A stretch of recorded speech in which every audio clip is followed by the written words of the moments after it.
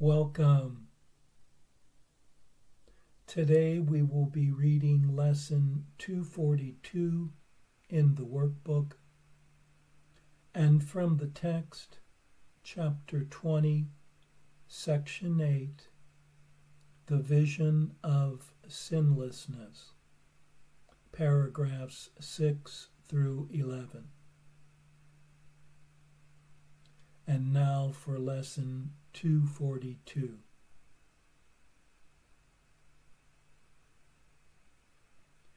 This day is God's. It is my gift to Him.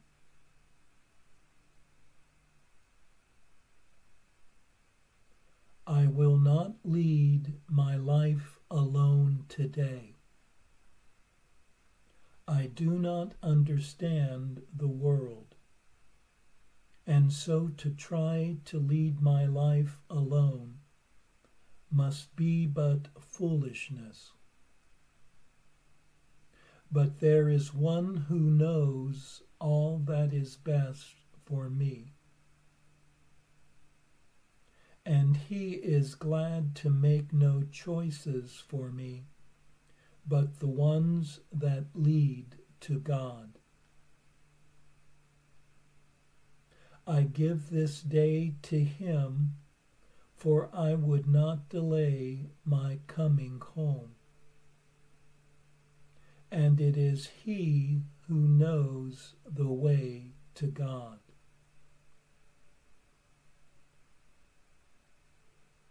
And so we give today to you. We come with wholly open minds.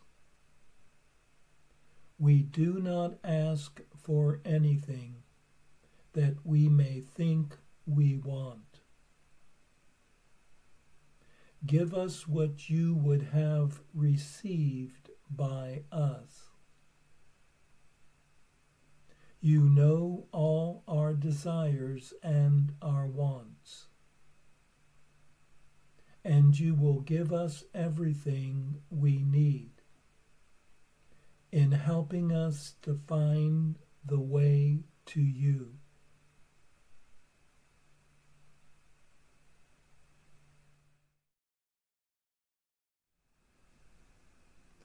One offers this day to truth itself, for one chooses not to live this day in isolation, making choices on one's own, letting all one's decisions be guided by the voice for truth, replacing all foolish wishes that lead to nowhere. For one is incapable of understanding the world on one's own. Let one follow the light of truth so that one can see the world with eyes wide open and not blocked by fear today. One chooses not to walk this road alone today, for the guide sent to one knows the way that leads to truth. The Spirit of joy will lead one where true peace and happiness lies. In taking no further delay, one's path returns one gently to the home one never left.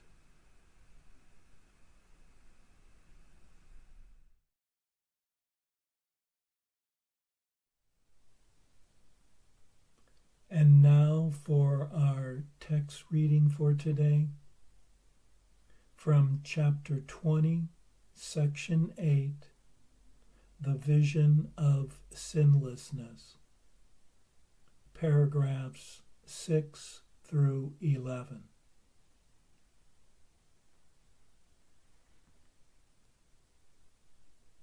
Everything looked upon with vision falls gently into place, according to the laws brought to it by his calm and certain sight. The end for everything he looks upon is always sure, for it will meet his purpose, seen in unadjusted form and suited perfectly to meet it. Destructiveness becomes benign, and sin is turned to blessing under his gentle gaze. What can the body's eyes perceive with power to correct? Its eyes adjust to sin, unable to overlook it in any form, and seeing it everywhere in everything. Look through its eyes, and everything will stand condemned before you. All that could save you, you will never see. Your holy relationship, the source of your salvation, will be deprived of meaning, and its most holy purpose bereft of means for its accomplishment. Judgment is but a toy, a whim, the senseless means to play the idle game of death in your imagination. But vision sets all things right, bringing them gently within the kindly sway of heaven's laws. What if you recognize this world is an hallucination? What if you really understood you made it up? What if you realize that those who seem to walk about in it, to sin and die, attack and murder and destroy themselves, are wholly unreal? Could you have faith in what you see if you accepted this? And would you see it? Hallucinations disappear when they are recognized for what they are. This is the healing and the remedy. Believe them not, and they are gone. And all you need to do is recognize that you did this. Once you accept this simple fact and take unto yourself the power you gave them, you are released from them. One thing is sure: hallucinations serve a purpose, and when that purpose is no longer held, they disappear.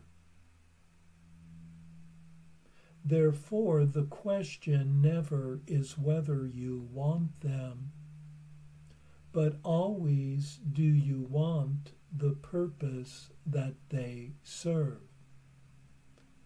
This world seems to hold out many purposes, each different and with different values, yet they are all the same. Again, there is no order, only a seeming hierarchy of values. Only two purposes are possible, and one is sin, the other holiness. Nothing is in between, and which you choose determines what you see. For what you see is merely how you elect to meet your goal. Hallucinations serve to meet the goal of madness. They are the means by which the outside world, projected from within, adjusts to sin and seems to witness to its reality. It still is true that nothing is without. Yet upon nothing are all projections made. For it is the projection that gives the nothing all the meaning that it holds. What has no meaning cannot be perceived. And meaning always looks within to find itself, and then looks out. All meaning that you give the world outside must thus reflect the sight you saw within. Or better, if you saw at all, or merely judged against. Vision is the means by which the Holy Spirit translates your nightmares into happy dreams. Your wild hallucinations that show you all the fearful outcomes of imagined sin into the calm and reassuring sights with which he would replace them. These gentle sights and sounds are looked on happily and heard with joy. They are his substitutes for all the terrifying sights and screaming sounds the ego's purpose brought to your horrified awareness. They step away from sin, reminding you that it is not reality which frightens you, and that the errors which you made can be corrected. When you have looked on what seemed terrifying and seen it change to sights of loveliness and peace, when you have looked on scenes of violence and death and watched them change to quiet views of gardens under open skies, with clear, life-giving water running happily beside them in dancing brooks that never waste away. Who need persuade you to accept the gift of vision? And after vision, who is there who could refuse what must come after? Think but an instant just on this. You can behold the holiness God gave his Son.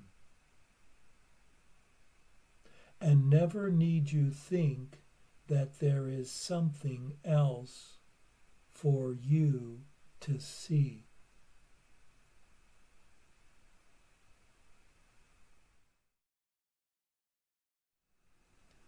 We are told here that judgment is like a child's game of imagining loss and threat where there is none. The world itself is but an hallucination, and in recognizing this, would one judge? When one truly sees that one has given the world all the meaning it has for oneself, judgment and ideas of sin fall away by themselves. There are only two purposes possible: either to see sin and guilt, or to see holiness and innocence. The vision of innocence restores everything gently to its peaceful and certain place. Attack is seen as having no effects, and the unforgiven is but an opportunity to forgive. In vision's loving sight. In realizing this, what real purpose could judgment serve?